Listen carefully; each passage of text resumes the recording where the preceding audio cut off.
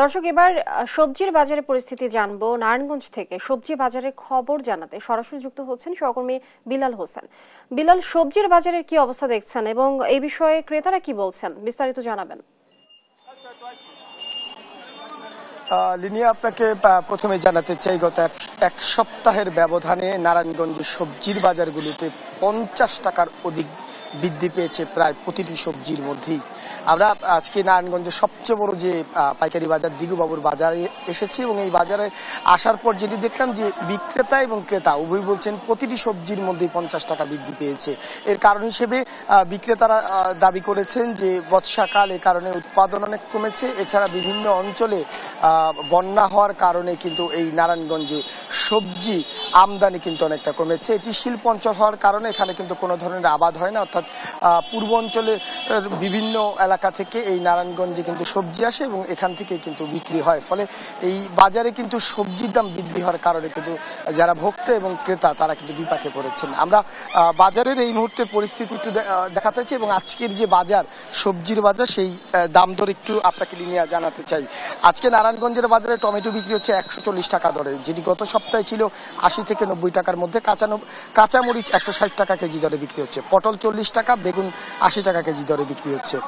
এছাড়া কাঁকরোল 80 টাকা, করলা 80 টাকা, আলু 55 টাকা কেজি দরে বিক্রি হচ্ছে, শসা বিক্রি হচ্ছে 50 টাকা এবং কচুরমুখী সেটি কিন্তু 60 টাকা কেজি দরে বিক্রি হচ্ছে। এই সবজিগুলো গত এক সপ্তাহের ব্যবধানে 50 টাকা কম ছিল। এছাড়া প্রতিটি শাক কিন্তু 60 টাকা থেকে 80 টাকা কেজি দরে বিক্রি হচ্ছে এই পাইকারি বাজারে। এখান থেকে যখন আবার নারায়ণগঞ্জের খুচরা বাজার, পাড়া মহল্লা এলাকার বাজারগুলিতে যায়, তখন কিন্তু এই প্রতিটি পণ্যের মধ্যেই, অর্থাৎ সবজির মধ্যে আরো 20 থেকে 30 টাকা দাম বেড়ে যায়।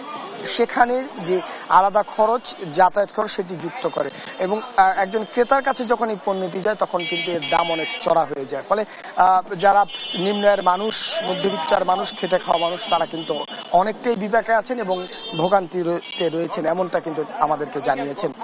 এছাড়া আরেকটি বিষয় যেটি জানিয়ে রাখতে চাই, এই নারায়ণগঞ্জ শিল্প অঞ্চল হওয়ার কারণে এখানে সবচেয়ে বেশি পোশাক কারখানার শ্রমিকরা কাজ করেন। ফলে এই সবজির দাম বৃদ্ধি হলে কিন্তু তারাই সবচেয়ে বেশি ভোগান্তির মধ্যে পড়েন। ভোক্তারা জানিয়েছেন, যারা ভোক্তা সংরক্ষণ অধিদপ্তরের দায়িত্ব রয়েছেন, তারা যদি এই বাজারগুলিকে মনিটরিং করে তাহলে হয়তো সবজির দাম কিছুটা নিয়ন্ত্রণে আসার সম্ভাবনা রয়েছে। আরেকটি বিষয় জানিয়ে রাখতে চাই, শুধুমাত্র যে সবজির দাম বেড়েছে সেটি নয়, এই সবজির মধ্যে আবার পেঁয়াজ, রসুন এগুলোর দামও বেড়েছে। অর্থাৎ আজকে কিন্তু রসুন 200 থেকে 220 টাকা বিক্রি হচ্ছে এবং আদা কিন্তু 240 টাকা কেজি দরে বিক্রি হচ্ছে। এটি গত সপ্তাহে ছিল 100 থেকে 150 টাকার মধ্যে। তো বলা যায় সব মিলে এই জিনিসপত্রের দাম নাগালের বাইরে যাচ্ছে যতই সময় যাচ্ছে। এই ছিল আমার কাছে নারায়ণগঞ্জ থেকে সবজির বাজারের সবশেষ। লিনিয়া।